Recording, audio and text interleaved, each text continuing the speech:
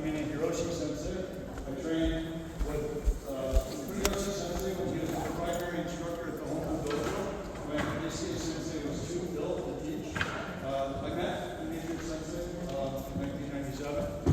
I trained with Tamayose Sensei, Yoji Sensei, Yonamine Sensei, Uehara Pro Sensei. So I've been with almost all of the Shihan that were under Akimine Sensei, and even some that had a connection with Kairi Shinken Sensei. So the DNA of what we're teaching you is where a lot of the kata that are in Ishiru came from. So your Chasagara no Sai, your Hamahiga no Tonfa, your Urasoi no Onna, they might have drifted apart a little bit, but the DNA is there. And what we're going to go through today is bow versus bow. Okay? I think what some people struggle with when they're thinking about how to use weapons is they assume they're fighting somebody who's unarmed. We don't think that way. We think the other person is also armed with a bow. And so we're going to talk about a lot of the things that we've already talked about, like the timing, the spacing, the mai, the distancing, right? How do you work the angles to do that, what the other teachers were saying. And we're going to do it while bonking sticks. The nice thing about doing it with bonking sticks is you have a 6.5-foot pointer on every mistake you make. That's a good thing because it lets you fix your mistakes. I can get away with a little bit of a mistake in my open hand and maybe not even notice it. But if I have one thing wrong with my bow, it's pretty easy to spot. Case in point, can I have someone do this kind of a thrust out there, please? I'm not sure. Okay. Okay, go ahead and hold it out. So the idea is the bow is a mechanism of delivery of kinetic energy that she's generating into some target, right? However, if the structure is wrong, then that's broken. So try not to let me move your bow out. Okay? Okay, so if I can do that, you're losing a lot of the kinetic energy. Do it again, please. This time I want you to make your fist like this. I know that's a weird concept for Ishin-ryu, but try to work with me on this. Now watch. See the difference that makes? Okay, so the same reason why you have your hands here when you're doing your katas, as opposed to here, apply to the bow. Okay, so don't wrap the bow. The other thing, if you pull it back too far in the beginning, try to push it out now. Okay, but if you stop and bring it to your hips, down. Now use your hip mechanism to push it out. And now she's moving 220 pounds of dumbbells. Okay, so that's how that works.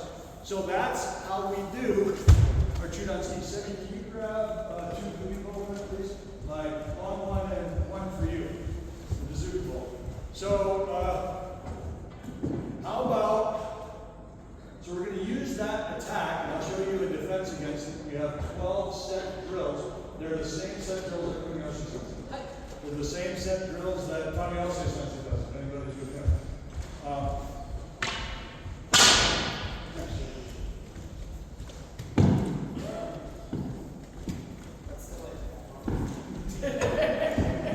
Yeah, it is. For some reason I thought I had black paper. Okay, so Sebi's job is to attack me. My job is what? Don't get hit, right? Step 1 is always don't get hit. So I move. I knock his weapon out of the way, and I counterattack. Okay, so how did I not get hit? I not get hit by shifting. And it's still within range.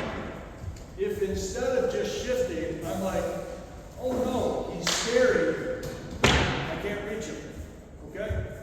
The reason why we use these for time bow, the wooden ones will splinter and eventually break, and then pieces go flying off, and I've seen people get hit with the sharp edge. So that bothers me. So please, if you don't have one of these, make sure at least one of your partners does. Let's do this. Make a clean circle, and everybody do a Chudan-ski towards the middle of the circle, and we'll go around and check out. Okay, so just hold it out, and if I can come up and move you backwards, then that's not good structure. So, do you know what he did wrong? Can you do it again, please? He's going to move backwards, even though he's big and strong. The reason is he's not using the shikodachi. using some kind of a hybrid thing. Try to use a Kodachi and put it in. Okay? And again, I know it's a hard concept for a vertical punch for Asian group people, but work with me on this. Make it vertical. Okay? Have this one hold this one. Shikodachi. Now just hold it up. Now you tip it under, okay? And then have this up touch your finger. Now don't just hold it out, otherwise it'll be here all day. Don't let me move you now. Okay, now make it a front stand, same pitch structure. Bye-bye. Okay, so the Shikodachi ties in the back here. It seems like this should be stable. It doesn't work. We just tried it, okay? Test everything, right? Test everything. If you think it's going to work, try it. The physics, the body mechanics. Hold on, okay? Cut back. Bye-bye. Did you have your hand out? Do we punch something like this? Yeah. Okay, now, you don't have to grip with all of your fingers. Your pinky, your ring finger, and your middle finger can be relaxed. Your pointer finger and your thumb are the important ones. At times, these will relax on weapon. That's okay. So when you have the alignment of your bones here, so you guys talk about Shinguchi, Gamaku, and all that, yes? It's just locking it in. It's the same stuff, except we have a 6.5 foot pointer on every small mistake, which is a good thing. Try it. Okay, now watch. Let me see it. Oh, you're going backwards. Why is he going backwards? Look at his shoulders. He's got one shoulder up, the other shoulder down. If you're doing karate, do you have one shoulder up, one shoulder down? No, have your shoulders square. Now, the line of his shoulders is going this way, and his bow is going that way. Now his shoulders and his bow is aligned, they're more or less the same height. Now they're the same height. And now watch.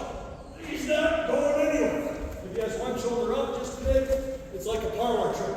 Bye-bye. So you want to keep that straight. Let me see. That's pretty good. Now, if you take the knees and go out like this, is that gooder? Yeah, that's a technical term. Let me see. Okay, bye-bye. Okay, now he's a strong man, right? Practice martial arts. Go ahead, hold it up. So it's the point of contact that we're looking at. That has to be almost perfect. And he's got this angle going one way, his bow going the other way, his hands tucked under, he's leaning a little bit forward in the stance, so therefore I know I can push him backwards. Try to align your body with your bow. Turn your shoulders more this way. Make your head go straight up and down. Make your spine go straight up and down. Make this one come over the top. Have this one come over here, okay? Hold your head up. Now watch. And you're not going anywhere. Okay, try it. Okay, you're going backwards because it's too low. Wrap it up, make a sandwich. So it starts low and it ends up sandwich.